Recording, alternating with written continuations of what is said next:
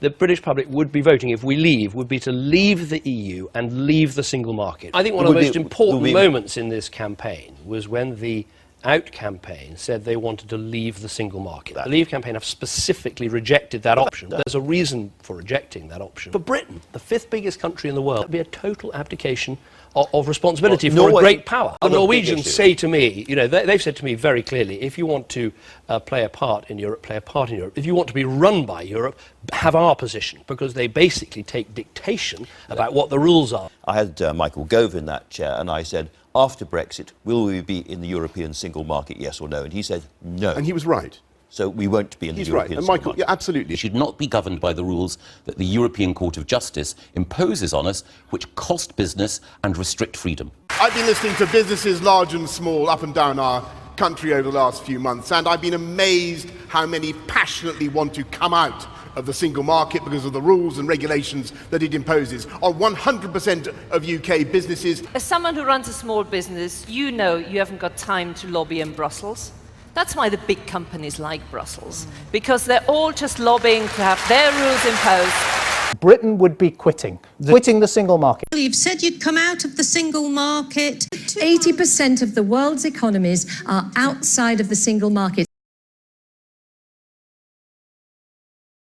You have to be 100% sure, because there's no going back. This is something, if you vote on Thursday, you cannot change your mind on Friday. If we as a country decide to quit, then we're out for good. There's no going back. You want the British public to take a one-way leap in the dark. A leap in the dark. A leap in the dark. You activate Article 50. You're going to activate that immediately? You're going to activate that immediately? That is what, if British people vote to leave, that's what we should do. On the 28th of June, you will activate it at the European Council. Have to do. What would happen next? You have 2 years to negotiate. At the end of those 2 years, you are out, and you have to operate under World Trade Organization rules. The question on the ballot paper is going to be very clear. Do we stay in or do we leave? And it is an irreversible decision. There's no going back. This is the once-in-a-lifetime decision. This is a one-off choice between staying in or leaving completely. A once-in-a-generation choice, an in or out referendum. When the British people speak, their voice will be respected, not ignored. If we vote to leave, then we will leave. I just don't accept that there's a trade-off between trade and democracy. I think democracy is enormously important. It's about this country and its destiny.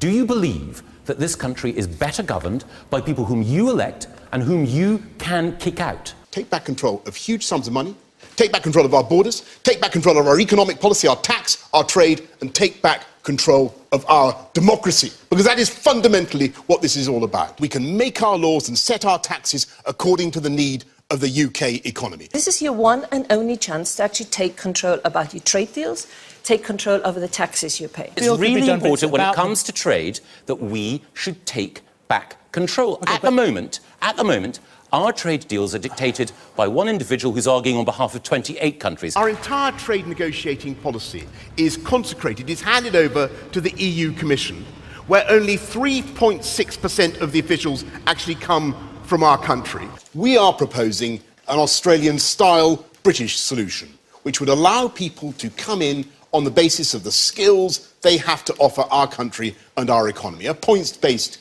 system. The big thing is about that any asylum and immigration policy a country has requires the consent of the people.